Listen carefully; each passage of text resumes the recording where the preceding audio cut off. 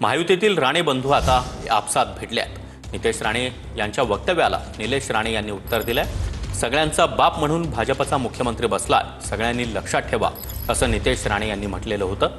2029ला आमदार आणि खासदार भाजपचेच आले पाहिजेत। धाराशिवमध्ये बोलताना नितेश राणे यांनी भाजप कार्यकर्ता मेळाव्यात हे वक्तव्य केलं। तर नितेश राणे यांनी जपून बोलावं असा सल्ला त्यांचे बंधू निलेश राणे यांनी दिला। महायुतीमधील वातावरण चांगलं राहिलं पाहिजे असं देखील निलेश राणे म्हणाले।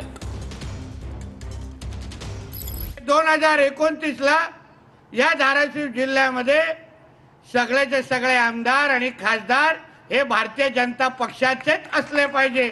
या दृष्टिकोनातून आपण वाटचाल सुरू करू की देशाचा पंतप्रधान हे भारतीय जनता पक्षाचे आहेत, राज्याचे मुख्यमंत्री हे भारतीय जनता पक्षाचे आहेत। म्हणून हे कितीही कोणी इकडे तिकडे नाचले, कोणी इकडे तिकडे अगर ताकद दाखवली, पण शेवटी सगळ्यांचा बाप म्हणून भारतीय जनता पक्षाचाच मुख्यमंत्री बसलाय हे प्रत्येकाने लक्षात ठेवा। धाराशिवचा होता, एक मिनिट, विषय जो बोलायचा होता की आपण महायुतीमध्ये आहोत, महायुतीमध्ये वातावरण तसं चांगलंच आहे आणि ते चांगलंच राहिलं पाहिजे, त्याच्या पलीकडे काही नाही। दरम्यान राणे बंधू ट्विटरवर देखील भिडले। निलेश राणे यांनी ट्विटरद्वारे नितेश राणे यांना सल्ला दिला, त्यावर नितेश राणे यांनी देखील ट्विट करत उत्तर दिलंय। तर नितेश राणे यांनी जपून बोलावं असा सल्ला निलेश राणे यांनी दिला। नितेश राणेंनी जपून बोलावं, मी भेटल्यावर बोलेनच, पण आपण बोलताना सगळ्या गोष्टींचं भान ठेवून बोललं पाहिजे। सभेत बोलणं सोपं आहे, पण आपल्या बोलण्यामुळे आपण कुणाचं फायदा करतोय याचं भान असलं पाहिजे। आपण महायुतीमध्ये आहोत हे विसरून चालणार नाही असं निलेश राणे म्हणाले। त्यावर आता नितेश राणे यांनी काय उत्तर दिलं पाहूया। निलेशजी, तुम्ही टॅक्स फ्री आहात असं उत्तर नितेश राणे यांनी दिलेलं आहे। मात्र टॅक्स फ्री या शब्दाचा अर्थ काय अशी चर्चा सध्या राजकीय वर्तुळात सुरू आहे। मुख्यमंत्र्यांकडून अन्याय दूर होऊ शकतो असा राणेंच्या बोलण्याचा अर्थ आहे। नितेश राणे यांच्या वक्तव्यावर चंद्रशेखर बावनकुळे यांनी ही प्रतिक्रिया दिली आहे। बाप शब्द निघाल्यानं थोडेसे मतभेद निर्माण झाल्याचंही बावनकुळे म्हणाले। म्हणण्याचा अर्थ असा होता की माननीय मुख्यमंत्री राज्याचे प्रमुख आहे, राज्याचे नेते आहेत, राज्याच्या सरकारमधलं मुख्यमंत्री हे राज्य चालवतात, त्यामुळं काही अन्याय झाला असेल तर तो दूर माननीय मुख्यमंत्र्यांकडून होऊ शकतो असा बोलण्याचा सूर त्यांचा होता। पण ते बाप वगैरे निघाला आहे तेवढा एक थोडा त्या ठिकाणी काही मन दुखले असतील, तर त्या ठिकाणी त्यांनी खरं तर त्याच्याबद्दल थोडीशी मनामध्ये थोडा मतभेद निर्माण झाले मला असं वाटतं। ठाकरे बंधूंच्या एकत्र येण्याची चर्चा असतानाच अमोल मिटकरी यांनी भुवया उंचावणारं वक्तव्य केलंय। पांडुरंगाच्या मनात आलं तर आषाढी एकादशीपर्यंत ताई आणि दादाही एकत्र येऊ शकतात असं अमोल मिटकरी म्हणालेत। तर पक्षात कोणताही निर्णय हा कार्यकर्त्यांना विश्वासात घेऊनच घेतला जाईल असं खासदार सुप्रिया सुळे यांनी स्पष्ट केलं आहे। पांडुरंगाची इच्छा असली तर आषाढी एकादशीपर्यंत तेही होईल। काही चर्चा सुरू आहे अजून तसा काही प्रस्ताव असल्याचं कळलेलं नाही, पण 10 तारखेला पक्षाचा मेळावा पुण्याला होतोय, त्यामुळं 10 तारखेपर्यंत आपण वाट बघा। नाही, सुप्रिया ते परदेशातून आल्यानंतर पवार साहेबांनी म्हटलं की या संदर्भातल्या चर्चा होतील, तर काही चर्चा सुरू झाल्या? कुठल्याही चर्चा नाहीत आणि दोघांनाही एकत्र येण्याचा कोणाचा विरोध असण्याचं कारण नाही। मध्यंतरी प्रेसमध्येच बातम्या चालल्या की आमच्या पक्षाकडून विरोध आहे, असा कुठलाही विरोध असण्याचं कारण नाही। शेवटी पवारसाहेब हे ज्येष्ठ नेते आहेत, पवारसाहेब मार्गदर्शक आहेत, पवारसाहेब दादा जे काही आम्हाला आदेश देतील तो आदेश आम्ही तो आदेश शिरसावंदे म्हणून आम्ही पुढे जाऊ। तुम्ही आषाढीचा उल्लेख केला तर काहीतरी सुरू आहे असं पांडुरंगाच्या मनात जे असेल, सुप्रियाताई पण बोलल्या, मी पण बोलतो, आम्ही वारकरी संप्रदायाची माणसं आहोत। आज आषाढी एकादशीच्या पूर्व एकादशी आहे, आज निर्जला भागवत एकादशी, त्याच्यामुळे विठ्ठलाच्या मनात जे असेल ते होईल। आषाढी एकादशीचाच मुहूर्त कशाला, कुठलाही मुहूर्त असू शकतो आणि पण तुर्तास तरी कुठलाही प्रस्ताव नाही। हा निर्णय नाहीये की मी कुठे जाणार आहे, मी आता इंदापूरला जाणार आधी का दौंडला, हा पक्षाचा निर्णय आहे। आणि कुठल्याही सशक्त लोकशाहीमध्ये आणि त्यातून तुम्हाला पवार साहेबांच्या कामाची पद्धत तुम्ही 6 दशकं म्हणजे तुमच्या सगळ्यांच्या जन्माच्या आधीपासून सगळ्यांनी पाहिलेली आहे की पवार साहेब जो काही निर्णय घेतात किंवा जे काही मार्गदर्शन करतात ते लोकशाही पद्धतीनेच होतं. त्याच्यामुळे जो काही निर्णय पक्षाचा असेल तो त्या शेवटच्या कार्यकर्त्याला कॉन्फिडन्समध्ये घेऊनच त्याच्या मनात जो असेल तोच निर्णय पक्ष घेईल. युनिलॅटरली आम्ही कुठलाही निर्णय आजपर्यंत घेतला नाही आणि घेणारही नाही. ज्या काही घडामोडी झाल्या किंवा निर्णय झाले हे निर्णय देखील राष्ट्रवादी काँग्रेस पक्षाच्या इतरांना देखील त्यावेळेला मान्य होत्या. परंतु दादाला एकटं पाडणं, दादाला विलन करणं हे जे कोणी करू पाहत होते त्यांना आज दादांचं नेतृत्व मान्य आहे हे त्या जाहीरपणानं उघडपणानं सांगतायत. परंतु आता वेळ देखील गेलेली आहे. उद्याच्या काळामध्ये राष्ट्रवादी काँग्रेस पक्ष एक संघ होत असेल तर नक्की आम्हाला आनंद आहे. सर्व नेते मंडळी एकत्रितपणानं येऊन जो निर्णय घेतील तो आम्हाला मान्य असेल. असं आहे की आमच्या पक्षाच्या म्हणजे जन्मापासून ते आजपर्यंत सातत्याने अशा प्रकारे आम्ही कधीतरी भाजपमध्ये जाऊ, कधीतरी आम्ही काँग्रेसमध्ये जाऊ किंवा कुठल्या तरी पक्षावर आमचं विलिनीकरण होईल अशा प्रकारच्या अफवा ह्या मागच्या 25-26 वर्ष माझ्यासहित आमच्या सगळ्या सिनियर लिडरने ऐकलेल्या. त्याच्यामुळं या ज्या काय आहेत गोष्टी त्या फक्त अफवाच आहेत असं आमचं थेट मत आहे. राज ठाकरे आणि उद्धव ठाकरे यांच्या युतीच्या चर्चांमध्ये नातेवाईकांची देखील एंट्री झाली आहे. दोन्ही भावांमध्ये नातेवाईकांच्या माध्यमातून संवाद सुरू असल्याची माहिती सूत्रांनी दिली आहे. उद्धव ठाकरे आणि राज ठाकरे यांच्यामध्ये अद्याप थेट संवाद नाही. कौटुंबिक सोहळ्यानिमित्तानं गेल्या काही महिन्यात ठाकरे बंधू अनेकदा एकत्र पाहायला मिळाले.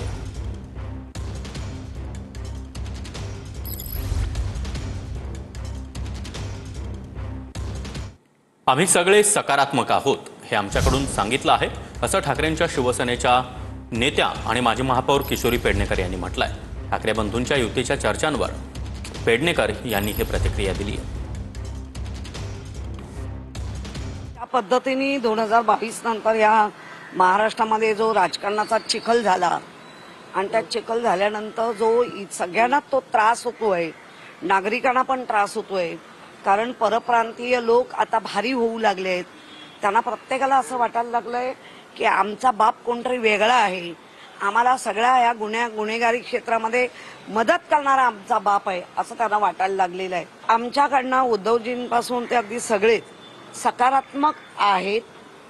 मग संजय राऊतांनी तर सांगितलं मागे वळून पाहायचंच नाहीये, कारण मागे वळून जेवढा बघाल तेवढा चिखल दिसेल आणि त्या चिखलात परत जायचं नाहीये. त्यामुळे आपण सकारात्मक राहूया, भविष्य बघूया. काही पेरोलवर असलेले बोलतात पण विधानसभेला आम्हाला भाजप आणि शिंदेंच्या शिवसेनेनं धोका दिला असा गंभीर आरोप मनसेचे नेते प्रकाश महाजन यांनी केला. अमित ठाकरे आणि नांदगावकरांचा त्यांनी प्रचार केला नाही असंही प्रकाश महाजन यांनी म्हटलंय. मला तर भाजपनं एकनाथ शिंदे दोघांनी विधानसभेला धोका दिलाय. माननीय अमितजीचा प्रचार करू म्हणले, आमचे उमेदवार आहेत म्हणले. काय केलं त्यांनी माहीममध्ये? काय दिलं? कुठं पाठिंबा? मी काय म्हणलं की सगळेजण राजसाहेबांचा वापर करून घेतात. आम्ही का मोदीजींना बिनशर्त पाठिंबा दिला? आम्ही हिंदुत्वाच्या प्रश्नावर दिला. आम्ही काय मागितलं मोदीजींना की अतिरेक्याचे अड्डे उद्ध्वस्त करा, मराठी भाषेला अभिजात भाषेचा दर्जा द्या, मुंबई गोवा रस्ता तर. आम्ही काही स्वतःसाठी काहीच मागितलं नाही. तो खरा नेता असतो जो दुसऱ्यासाठी मागतो. राजसाहेब हे स्वतःसाठी काहीच मागत नाही. नितेश राणेंची वैचारिक उंची लवंगी एवढी आहे. नितेश राणेंची वैचारिक उंची खाली बसल्यावर विलायची इतकी. प्रकाश महाजन यांनी नितेश राणे यांच्यावर देखील हल्लाबोल केला. राज ठाकरे आणि उद्धव ठाकरे यांच्या युतीच्या चर्चांची राणे यांनी खिल्ली उडवली होती. राणेंनी खिल्ली उडवल्यानंतर महाजन यांनी त्यांना चांगलंच सुनावलंय. महाराष्ट्राच्या जनतेने 2024ला एकाला 20 आमदार दिले, दुसऱ्याला 0 दिलेले आहे. भरपूर ताकद आहे. आम्ही एवढं घाबरलो आहे की आम्हाला झोप लागत नाहीये. एवढी भीती वाटते आम्हाला लोकांना. भारतीय जनता पक्ष आमच्या जिल्हाध्यक्षांना घाम आलाय, मला घाम आलाय की आता आमचं कसं होणार. केवढी मोठी ताकद आहे हो. एकाकडे 20 आमदार आहेत, दुसऱ्याकडे 0 आहे. बाप रे. आणि आमच्याकडे तर 132 आहेत हो. कशी तुलना होणार आमची या दोघांबरोबर? आम्हाला दोघांना फार चिंता वाटते आता हो. ठाकरे ब्रँड हिंदुत्व सोडल्यामुळे संपलेला आहे. रत्नागिरीत लोकसभेला सभा कशाला घ्यायला लावला राजसाहेबांच्या? तुम्ही तर घरी गेले होते राजसाहेबांच्या सभा घ्या. खरं म्हणजे नितीश राणेला मी गांभीर्याने घेतच नाही. त्याची वैचारिक उंची आणि वैचारिक रुंदी, वैचारिक खोली तर त्या माणसाला नाहीच आहे. त्याची वैचारिक उंची म्हणजे नितेश राणे उभा राहिले तर त्यांची उंची लवंगे एवढी होते आणि ते बसले तर ते विलायची एवढे होतात. अशा माणसाचं काय सिरियसली घ्यायचं? तो त्याच्या मानाप्रमाणे म्हणजे उंचीप्रमाणे आणि रुंदीप्रमाणे सल्ले देत असतो. काँग्रेसचे नेते राहुल गांधी यांच्या लेखाला मुख्यमंत्री देवेंद्र फडणवीस यांनी लेखाने उत्तर दिलंय. महाराष्ट्र निवडणुकीमध्ये फिक्सिंग, राहुल गांधी यांनी हा आरोप केला होता. जनता त्यांना नाकारते, ते जनादेशाला नाकारतात, अशा शब्दांमध्ये फडणवीसांनी राहुल गांधी यांना उत्तर दिलंय. सामान्य जनांचा अपमान करणारं तर जनता त्यांना माफ करणार नाही, असंही मुख्यमंत्री फडणवीस म्हणाले.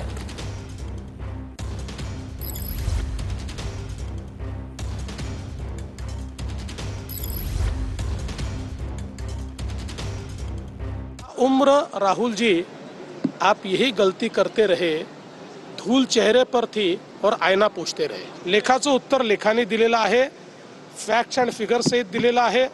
त्याच्यामुळे मला असं वाटतं की आता तरी राहुल गांधी अशा प्रकारचं बोलणं सोडतील. एक आमच्या विरुद्ध तुफान आणण्याचा प्रयत्न केला विरोधकांनी, त्यात ते सक्सेस झाले. त्यांना 31 लोकसभा जिंकता आल्या. पण मात्र 4 महिन्यातच जनतेला, महाराष्ट्र जनतेला कळलं की काँग्रेस पार्टी झूठ आहे, फरेब आहे, काँग्रेस पार्टी ही बेईमान आहे. विधानसभा निवडणुकीमध्ये काँग्रेस पार्टीला 33 लाख मतं काँग्रेस पार्टी आणि महाविकास आघाडीचे कमी झाले आणि भाजपा महायुतीचे मतं 69 लाखांनी वाढले.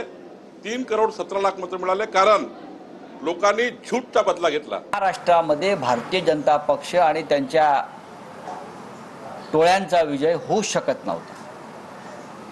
6 महिन्यापूर्वी लोकसभा आम्ही जिंकल्यावर असं 6 महिन्यामध्ये काय घडलं की ज्याच्यामुळे तुम्हाला इतका मोठा विजय प्राप्त व्हावा? एकतर्फी हे लाडकी बहीण वगैरे हे सगळं ठीक आहे, या आवरणाखाली तुम्ही ही निवडणूक हायजॅक केली. मी तर नेहमी म्हणतोय की विधानसभेची निवडणूक झालीच नाही, जी झाली त्याला निवडणूक म्हणत नाही. जेव्हा राहुल गांधी लोकशाहीच्या अनुषंगानं आणि वाचवण्याच्या अनुषंगानं, टिकवण्याच्या अनुषंगानं काही प्रश्न उपस्थित करतात तर निवडणूक आयोग त्याचं उत्तर देत नाही. त्याचं उत्तर हे देवेंद्र फडणवीस देतात, अमित शहा देतात. याचा कालच आपण उहापोह या ठिकाणी केलेला आहे. देवेंद्र फडणवीस यांनी देखील एक लेख लिहिला आहे आणि तो संपूर्ण गोंधळलेला अशा परिस्थितीत लिहिला आहे. त्यामुळे तुम्ही या संदर्भामध्ये खुलासा करणं हे हास्यास्पद आहे. आणि राहुल गांधींच्या संदर्भात ते जे काही बोलले ते उलटा चोर कोतवाल को दाते, अशी एकंदर परिस्थिती आहे. तर कर्जमाफीच्या मुद्द्यावरून बच्चू कडू पुन्हा एकदा आक्रमक बनलेले आहेत. बच्चू कडू यांनी आजपासून अमरावतीमध्ये बेमुदत अन्नत्याग आंदोलनाला सुरुवात केली आहे. कर्जमाफीच्या मुद्द्यावरून बच्चू कडू पुन्हा एकदा सरकारविरोधात आक्रमक बनले आहेत आणि आजपासून त्यांनी अमरावतीमध्ये बेमुदत अन्नत्याग आंदोलनाला सुरुवात केलेली आहे. या आंदोलनाच्या सुरुवातीला त्यांनी मोठी बाईक रॅली देखील काढली. भाऊ, आमरण उपोषणाला तुम्ही सुरुवात केलेली आहे. काय मागण्या आहेत? तुकडोजी महाराजांच्या समाधी परिसरात आंदोलन सुरू आहे, ज्यांनी आपली ग्रामगीता शेतकऱ्यांना अर्पण. मागण्या मी मागं सांगितलंच आहे. एकंदरीत कर्जमाफी असेल, दिव्यांगाच्या 6,000 रुपये मानधन असेल, 17 मुख्यमंत्र्यांची बैठक घेतली त्याची अंमलबजावणी असणार, मेंढपाळ असेल, आमचे मच्छीमार असणार, दूध उत्पादक शेतकरी असेल, मजुरांची मजुरी सुद्धा MRJची मजुरी 300 रुपये आहे. 300 रुपये रोज पकडलं तर 9,000 रुपये महिना. एका इकडे किमान वेतन कायदा कामगाराचा 14,000 सांगतं आणि सरकारच जर 300 रुपये रोज देत असेल तर मग मंत्र्याच्या, खासदाराचे पगार 900 पटीने वाढले, मजुराचा पगार 100 पटीने वाढत नाही. या मजुराचे पगार, त्याचं रोजंदारी वाढली पाहिजे. या सगळ्या मागण्या घेऊन आम्ही ही लढाई लढतो आहे. हजारो शेतकरी वर्षभरात मरतात. आमच्या आंदोलनानं तर त्यांचं मरण थांबत असेल तर मग आमच्या मरणाला फार महत्व नाही. कॅमेरामॅन अनिकेत दहातोंडेसह मी स्वप्नील उमाप, TV9 मराठी, मोजरी, अमरावती. मनसेच्या कार्यक्रमातील राज ठाकरेंसोबत व्हायरल झालेल्या व्हिडिओवर अभिनेत्री सोनाली बेंद्रे यांनी खुलासा केला. मी माझ्या बहिणीशी बोलत होते, असं सोनाली बेंद्रे यांनी म्हटलंय. व्हायरल व्हिडिओबाबत ANIला दिलेल्या मुलाखतीमध्ये सोनाली बेंद्रे यांनी खुलासा केला आहे.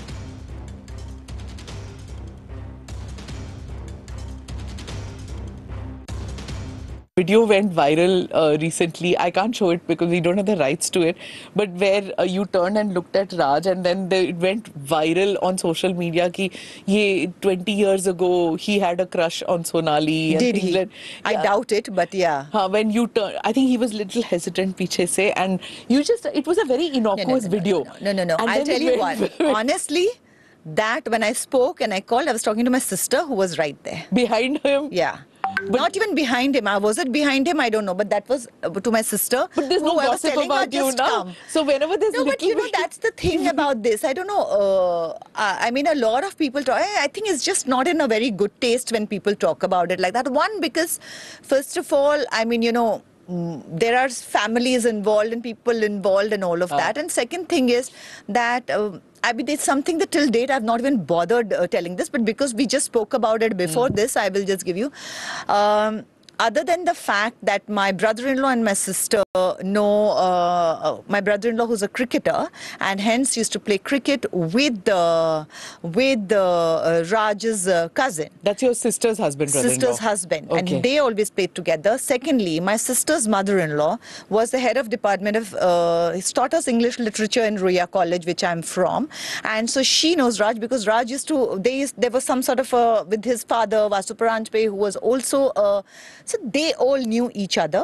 And for me, the connection was that Sharmila, Raj's wife, her mother and my Masis are best friends. Okay. Her mother has held me 10-day-old because you know how? My mother's younger sister, that Masi. So when she delivered, they've come all laughing. Oh, her elder sister's baby, let's go and see the baby. They've come to the hospital and seen me. So literally, that's the kind of connection. मुसळधार पावसामुळे पुण्यातील हिंजवडी भागातील IT पार्कला water पार्कचं स्वरूप आलं होतं. याचा एक व्हिडिओ देखील सध्या समोर आलाय. साचलेल्या पाण्यामधूनच बसनं वाट काढली आहे. सोशल मीडियावर बस पाण्यातून वाट काढतानाचा हा व्हिडिओ चांगलाच व्हायरल झाला.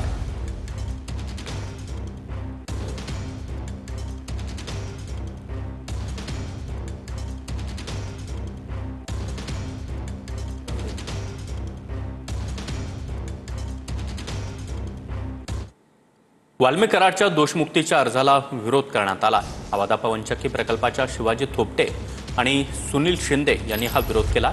बीडच्या विशेष न्यायालयामध्ये शपथपत्र दाखल करण्यात आलंय. वाल्मिक कराडकडून न्यायालयामध्ये वकिलामार्फत दोषी नसल्याचा अर्ज देण्यात आला. दोषमुक्तीच्या या अर्जाला आवादा पवनचक्की प्रकल्पाकडून विरोध होतोय.